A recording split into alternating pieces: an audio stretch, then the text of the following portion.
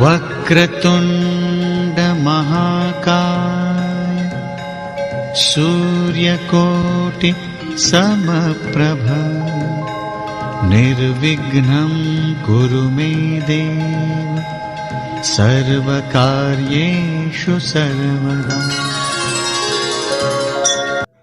अकाल मृत्यु वो मरे, काल करे जो चंडाल का।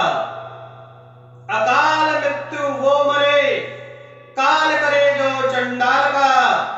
काल भी उसका क्या करे, जो भक्त हो मेरे महाकाल का। मेरे महाकाल की कथा उज्जैन महाकालेश्वर।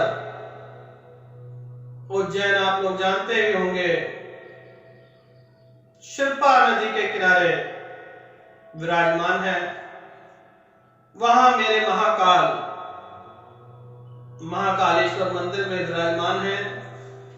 12 ज्योतिर्लिंग में से एक ज्योतिर्लिंग उज्जैन महाकालेश्वर के नाम से है। इसकी कथा बहुत अच्छी है, आज आप लोगों को सुनाते हैं कि महाकालेश्वर शिप्रा नदी के किनारे कैसे स्थापना हुई। जानते हैं आप लोग, भगवान महादेव छोटे या बड़े में कभी कोई भेद नहीं करते हैं, हमेशा सत्य का साथ देते हैं। उन्हें प्रसन्न करना बहुत आसान है। आप लोग एक लोटा जल से भी प्रसन्न कर सकते हैं, और कई लोग तो दिन रात पूजा में विलीन रहे तभी भी नहीं प्रसन्न कर सकते हैं। एक बालक की प्रसन्नता की वजह से महाकालेश्वर उज्जैन में विराजमान हुए। कथा इस प्रकार से है, उज्जैन के राजा बहुत बड़े महाभक्त, महाज्ञानी, महादेव के भक्त थे, राजा चंद्रसेन। राजा चंद्रसेन के नगर में एक गोह बालक हुआ करता था। गोह बालक भी महादेव का बहुत बड़ा भक्त था। राजा चंद्रसेन ने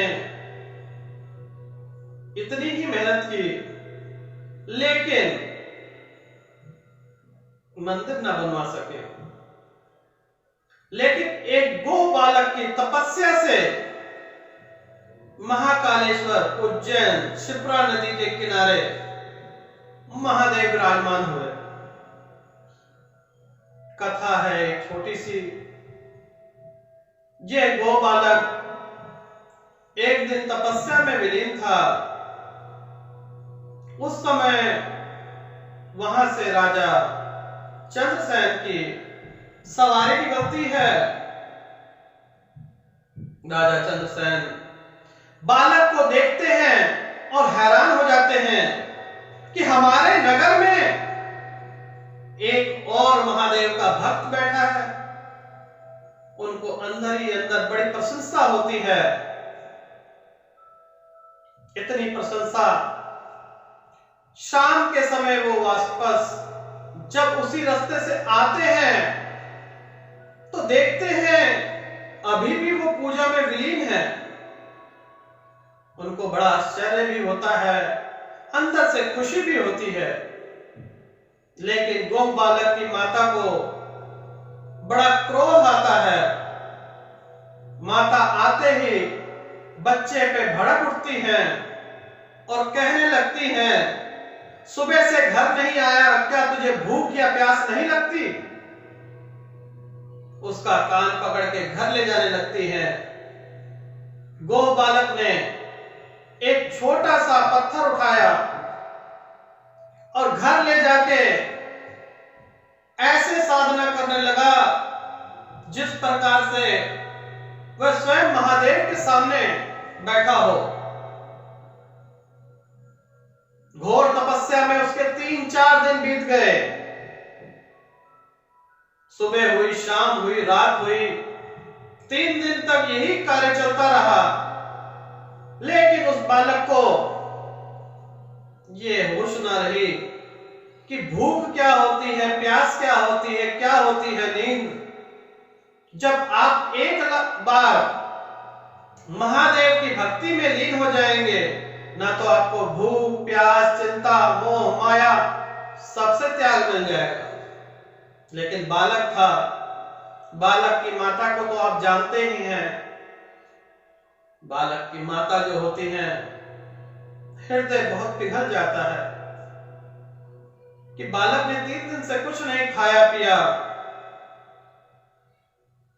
माता गुस्से में पत्थर उठा के बाहर फेंक देती हैं।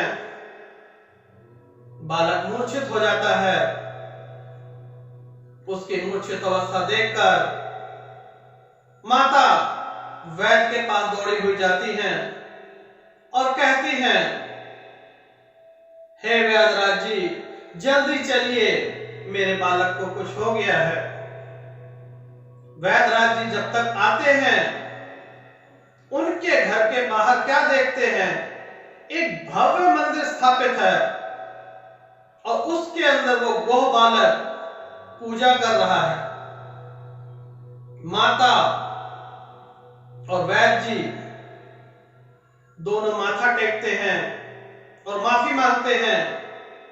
उसकी माता ने कहा कि क्षमा कर दीजिए महादेव, मुझसे अनजाने में गलती हुई है, मेरी भूल चूक क्षमा करें और हमें कष्ट निवारण दें। भगवान महादेव बहुत प्रसन्न होते हैं और वरदान देते हैं कि हे गोबालक, 8वीं पीढ़ी में भगवान विष्णु श्री कृष्ण के अवतार लेके पाप का नाश करेंगे। ये वही गो बालक है जो भगवान श्री कृष्ण के 8वीं पीढ़ी में पिता बने थे। भगवान महादेव जहां पे होंगे, वहां पे बजरंग बली जरूर विराजमान होंगे।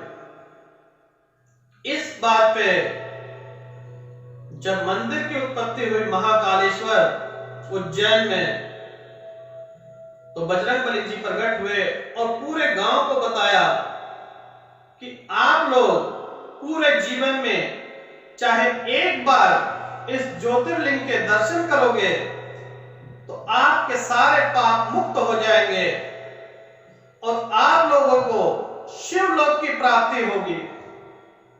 अभी तक तो आप लोगों ने